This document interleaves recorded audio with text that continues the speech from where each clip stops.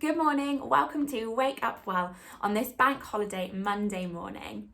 We've just had Easter weekend, we've heard all about the death and resurrection of Jesus. But this week and next week we're going to spend some time thinking about what happened next and look at some post-resurrection accounts in the Bible. This morning our passage is from Matthew 28 verses 16 to 17 and this is what it says. Then the 11 disciples left for Galilee, going to the mountain where Jesus had told them to go. When they saw him, they worshipped him, but some of them doubted. So here we see the disciples obeying Jesus, traveling, seeing the resurrected Jesus, but still some of them doubted. Now, I don't know about you, but I think that's just a pretty typical week in the life of a believer, even today. And so this morning, I want us to spend just a couple of minutes thinking about what do we do in that scenario? What do we do when doubt arises? And I have two suggestions for us. The first is really simple. Go to Jesus. And the second, to be honest, is just as simple. Be in Christian community. And so first of all then, go to Jesus. You might know of someone in the Bible who has become particularly famous for doubting. His name, as we know him now, is Doubting Thomas. That's how we remember him. And the account of this is in John chapter 20. And after Jesus has died, Thomas says, "I won't believe it unless I see the nail wounds in his hands, put my fingers into them, and place my hand into the wound in his side." Now we give Thomas a little bit of a hard rap nowadays, I think. We call him Doubting Thomas, and that's the thing that stuck.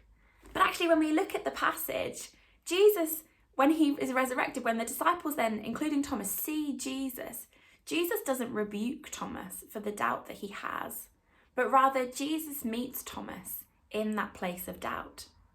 And this is what happened when Jesus was standing among them. He says, "Peace be with you."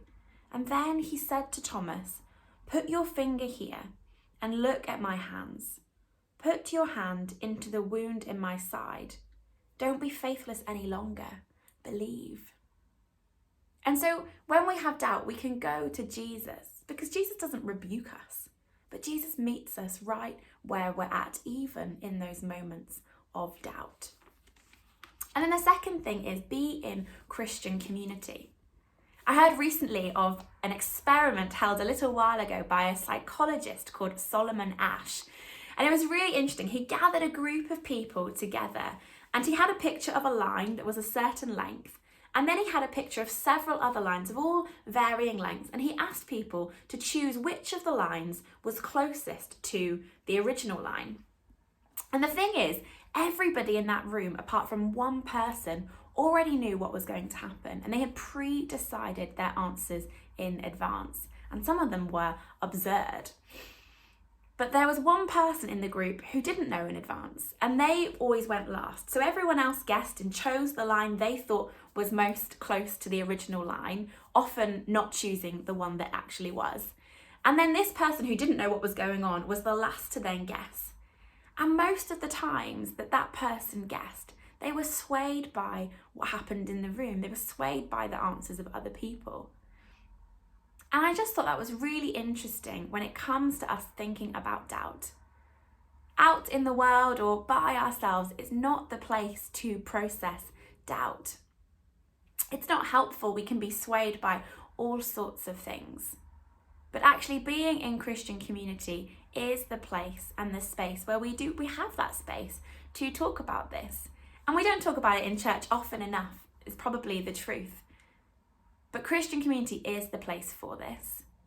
And there's been research that shows that people in Christian communities, people who have had more positive relationships with church, are less likely to face doubts. But when they do, they're more likely to seek spiritual growth as a result of it. Because we can be swayed by all sorts of things, even when it's so obviously not the case, like the lines.